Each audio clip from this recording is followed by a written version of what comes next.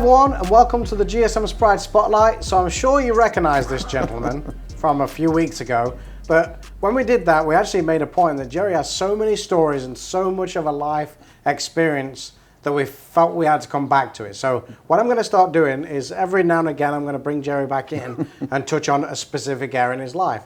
This week, I want to talk about Delta Airlines. Delta Airlines. So how long are you with Delta? 18 years. So Delta was straight out of college, right? No, never went to college. High school. Got out of high school in '64, and in 1965, I was a bottler at Pepsi-Cola. Really? Yeah, you know, like the Laverne and Shirley thing with the lights and the bottles going. That's where I was doing, and a friend of mine, back in that day, if you wanted to get a good job, you went to a employment agency. Yep. And you paid, you'd fill out paperwork and testing and everything, and then they would find an appointment for you, interview, and you'd go there and get a job. And a friend of mine did that, and he ended up getting hired by Delta Airlines. And that was in probably December of 1965. And he told me about it, and I just skipped the employment agency and went right out and applied with Delta. And I got hired, and he got hired. We started together. He lasted less than a year, and I was there for 18 years. So what did you do when you first went to Delta? I started on the ramp. So when you look out the window and you see the guys driving those little tugs around with the carts and putting bags on and stuff? And doing this with a plane and, Yeah. so forth and so on. And loading the bags onto the plane, so unloading did you kind of rotate what job you were doing daily? Yeah, you'd come in and on your shift, and they would tell you you're going to do incoming freight or outgoing freight, which means you have to go pick up the freight and bring it to the assigned plane, things like that. And did you know what you were doing when you were waving the planes? Yeah. So let's talk about that. What was your? Well, the idea, you had a mark on the ramp that the plane was supposed to park at. So you're guiding with the flashlights, whether they're daylights or not, and you're telling the pilot, turn here now, come on down, and then you get close to the thing and you'd go like this, and when you hit like that, you're supposed to hit the brakes and you should be right on the spot. So I have a question. Why is it then when we move the lot, you have no idea which way I'm going? Huh? When I could try and guide you, you have no idea what we're doing when we're moving the lot. I say this way, you turn the other way. Because you don't make any sense. Should I get two of those glow stick things? Yeah. I need to get you some of those. It'd be easier. If you're standing facing the pilot, if you do this side, is that his right or your right? I'm telling him to go that way. So if I'm pointing that way, that would be to his right, but I'm saying to the left because. Oh, so you're waving him. Yeah. I'm telling him which way to go. So it's exactly the way I direct you when I'm. Yeah, probably so. Except we had things that made it very clear what a person was wanting to do. Well, mine's easy. If I say go that way, it means go that way for you. So I did that for like 8 years. Okay. And here's a funny little tidbit. You only worked, for the most part, on the ramp when there was a plane on the ground. Yeah. So, Delta was a small to medium-sized airline at Lambert Field, and we had somewhere between 20 and 30 flights a day. And so there was many times during the day that we would not have a plane on the ground, so there was nothing for us to do, so they gave us a break room. And it was filled with all our lockers, and in the middle of it was a ping pong table. And so we would sit in there, and whoever was the winning person got to keep the table, and people would keep challenging him until they could beat him. So what was your streak? Huh? What's your best streak? Well, I got to the point, of all sports I've ever played, and I played a lot of sports, I was better at table tennis than any sport I ever played. And I could beat most people left-handed or right-handed. So what was your longest time? Well, I can tell you this, I never kept track of that, but I could stay on the table the whole day and keep playing and just keep playing people, but it was just something I was really good at. But I had pilots that would hear about me and come in and fly in and jump off their plane. Where's the guy? I want to play the guy, So I'm sure, didn't they make a movie about that? No. Forrest Gump?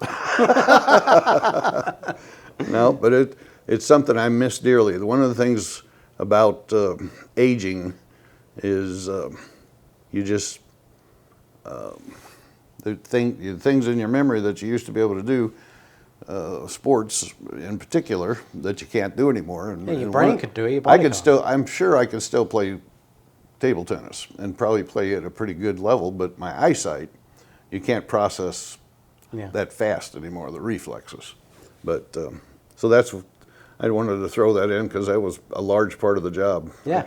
Playing. It's funny you say that. I think I I've played seen- thousands of games probably. When I've seen before, when there's either been delayed, don't they have a basketball hoop outside underneath the like overhang now, I think. Somebody I've seen might. So we didn't have one of those, but somebody might have. Yeah, one. I've seen them out there on the runway Yeah. before. Yeah. Not on the runway, but on the platform. On them. Yeah. So I've seen those out. So then when did you move on to the desk then? Well, I after 8 years, then I was promoted to public contact, is what they called it, and customer service, and you either would work at the ticket counter or the gates. So I did that for 10 years, and you know the gate agent person is the guy. Back in the day, first of all, let me tell you, the 18 years I worked at the airport, it was the most fun job a person could have. Everybody working for an airline was smiling all the time because it was just such a great job. And all the customers was happy because of the way we treated them and what we did for them and the thing. You know, if a flight got canceled, you would book them in a hotel overnight and you would provide them with toiletries and you give them food vouchers and all these kinds of things that aren't done anymore, you know. And the customer was always right, never wrong. It was just a completely different world. There was no security. It was just an unbelievable Well, I place. promise you they don't do that anymore. No, I don't even like, I spent 18 years at that airport and I don't even like going in it because you can't see a single person smiling. Nobody. So when we went to Grand Cayman a couple of years ago, we got, our flight was late and we went, we missed our connecting flight to St. Louis. And they didn't pay for our hotel or nothing. Right, It was right. canceled. And it the was flight. their fault. Yeah. Yeah, see, we would have, here's a story. It wasn't funny at the time. I worked the night shift, you know, which I went home at like 2:30 in the morning because we had a plane that left for Chicago at 2 a.m. And I had like 50 people. I was the only public contact person at the airport. And I had like 50 people. I boarded them on the plane, shut the door, they pushed the plane out. The plane made it to the runway and a freak ice storm hit and the whole airport was solid ice. And so they could barely get the plane back. They towed it back in. The plane wasn't going nowhere, so I had to go on, make an announcement on the plane to tell the people that the airport was shut down, when the plane was canceled. I was the only public contact person there from Delta. Yeah. And I'm going to deboard this plane, and all of you should go up to the ticket counter and wait for me. As soon as I get everybody off, then I'll be up there and I'll open up the ticket counter. And so I enlisted a couple flight attendants and a pilot, and we went up there and I showed them what I needed them to do and who to call for hotel rooms and so forth and so on. And it probably took an hour and a half, but we got every single person in a hotel room and got them taken care of, and it was one of my proudest moments. It was like, now I got a challenge, let me see if I can do this. Yeah. And they all left happy and taken care of, so Good. that was pretty cool. So I know you've got plenty of stories about when you was on the, on the, what do they call it, like the desk there when you checking in. Not Right. checking in, going on the plane, I guess. Right. So you met many famous person, didn't you? Sure. Who was your most most famous person you've met? Well, I met Muhammad and shook his hand 2 different times, Muhammad Ali. And I can still remember it to this day. His hand was twice as big as my hand. But he was a very nice man, looked you in the eye when he shook your hand, and he was always a hero to me. Yeah.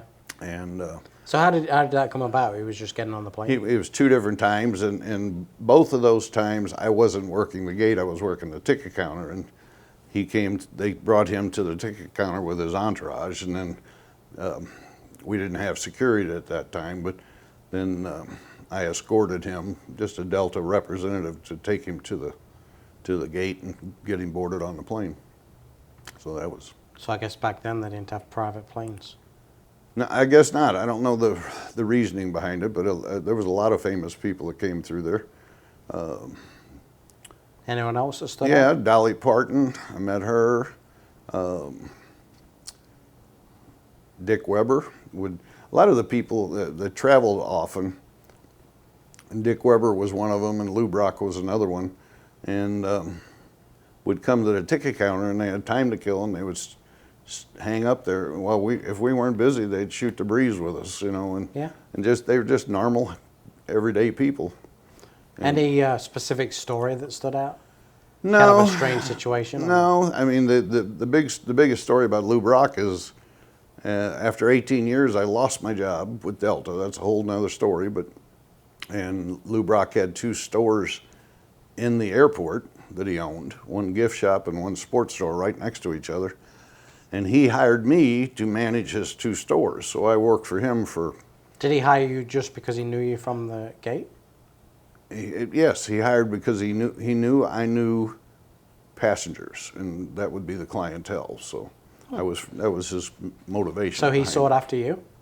Well, we ran into each other by accident, and at a Easter brunch. I was having brunch with my family, and he was there with his family, and we happened to see each other, and then I brought my girls over to meet him and my wife, and he says, I haven't seen you at the ticket counter. I said, I'm not there anymore. So that one thing led to another, and he said, well, call me. And so then I ended up working for him. And so I was with crazy. him. I was with him every day for a year. It was interesting, but it didn't work out. Yeah. But I would sit there. My memory of Lou Brock is we'd sit at a conference table like the one in here, and we'd be conducting business, and he would have hundreds and hundreds and hundreds of baseballs, and he would sit there with a blue marker signing Lou Brock, Lou Brock, Lou Brock, Lou Brock. It was like a unbelievable Do you have assembly line. Yeah, I was thinking I was going to bring you one today, but I didn't remember to look. I think I still have some. Yeah. But yeah, it just. So would you say, obviously I know you're going to say Lou Fusz is the best place you've ever worked at, I know that, but would you say Delta was your most favorite job? My most favorite job Yeah. was not Lou Fusz, and it wasn't Delta. I had a part-time gig, I guess, while I was working for Delta. And my wife and I managed a party center, but near our house. Yeah. And we would initially just show the hall and book the hall and things for weddings.